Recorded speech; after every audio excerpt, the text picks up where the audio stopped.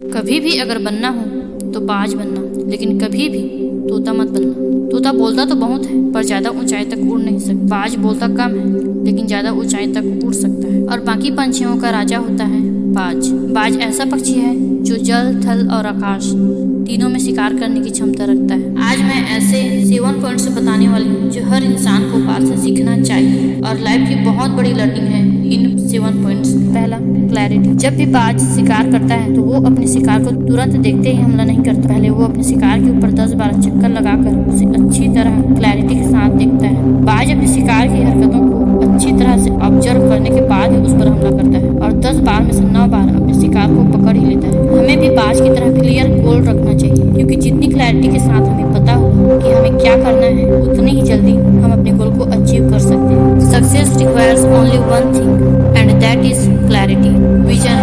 बाज का विजन बहुत ही ज्यादा क्लियर होता है और स्ट्रांग होता है। बाज अपने शिकार को 5 किलोमीटर दूर से ही देख लेता है और पहचान लेता है, और जब एक बार उसे अपना शिकार दिख जाता है तो चाहे रास्ते में कितनी भी मुश्किलें क्यों ना आए, वो अपने शिकार को हासिल करके ही रहता है। हमें इससे बहुत बड़ी सीख मिलती है कि हमें अपना विजन क्लियर रखना चाहिए और उसे हासिल करने में चाहे कितने भी मुश्किलें क्यों ना आए, उसे पीछे नहीं हटना चाहिए। और उस बाज की तरह हमें हर मुश्किलों का सामना करते हुए अपने गोल को अचीव करना चाहिए। Eagle fly alone. बाज अकेले उड़ता है और बाकी पंछियों के मुकाबले सबसे ऊंचाई पर उड़ता है। बाज या तो सिर्फ बाज के साथ उड़ता है या फिर अकेले उड़ता है। चिड़िया या छोटे पंछियों के साथ नहीं उड़ेगा। और इससे हमें ये सीखने को मिलता है कि छोटी सोच वाले लोगों के साथ हमें नहीं रहना चाहिए और अकेले रहना चाहिए, क्योंकि यही वो समय है जब अकेले में हमें खुद को जानने का मौका मिलता है। तीसरा है, eagle never Yeats dead animals.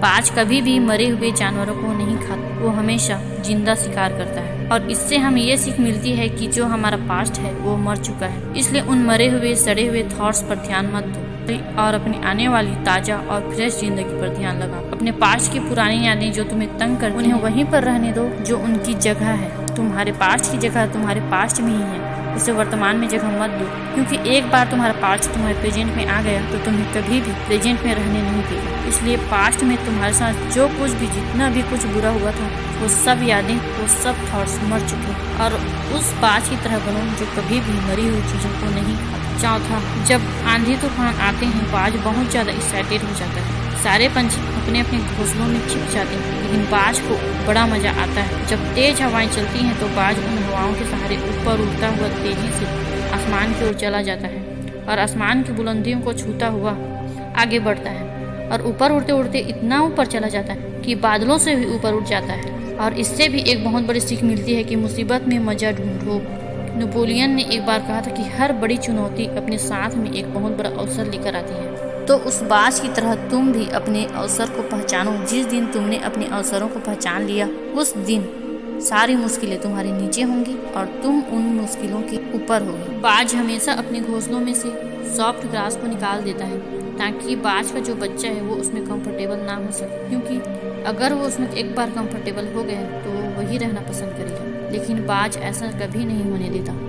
बाज एक पंछी है और उसे भी पता है कि there is no growth in comfort zone. लेकिन हम तो इंसान है ना, और हमें तो आदत हो जाती है कंफर्ट जोन में रहने की। लेकिन ये बात लोगों को समझ नहीं आती कि आप जितना कंफर्ट जोन में रहोगे आपकी लाइफ आने वाले टाइम में उतना ही अनकंफर्टेबल हो जाएगी। सातवां है, बाउंस बैक। बाज की उम्र 70 साल की होती है, लेकिन जब 40 की उम्र में होता है तो इसकी चोंच आगे से बैंड हो जाती है, जिसकी वजह से शिकार नहीं कर पाता और इसके पंख इतने भारी हो जाते हैं कि इसके शरीर से चिपक जाते हैं, जिसके कारण ये उड़ नहीं पाता। और जिन नाखूनों से ये शिकार करता है, अपने शिकार को दबोचता है, वो नाखून भी टेढ़े हो जाते हैं। अब इसके पास सिर्फ 2 चॉइस हैं, या तो 40 की उम्र में ये मर जाए, क्योंकि ये तो उड़ सकता नहीं और ना ही शिकार कर सकता है। लेकिन ईगल ऐसा नहीं करता। 40 की उम्र में बाज अपने एरिया की सबसे ऊंची पहाड़ की चोटी पर चला जाता है और वहाँ अपनी चोंच को पत्थर से मार मार कर तोड़ देता है और पैर के नाखूनों को पत्थर पर भी रगड़ रगड़ के तोड़ देता है। फिर जब इसके नए चोंच आते हैं तो अपने नए चोंच से अपने पंख को भी उखाड़ कर फेंक देता है। इस प्रोसेस में 6 महीने लगते हैं और इस प्रोसेस में ईगल को भयंकर पेन से गुजरना पड़ता है। इसे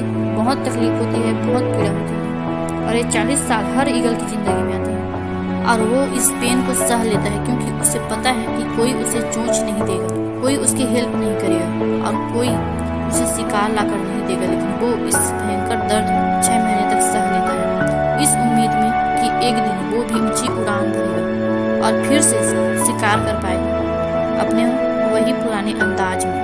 और कभी कभी ये दर्द इतना भयानक होता है कि कुछ ईगल भूख से तड़प तड़प कर मर जाते हैं, लेकिन उन्हें इस बात का अफसोस नहीं होता, बल्कि इस बात की खुशी होती है कि उन्हें मौत अपने हिसाब से मिली।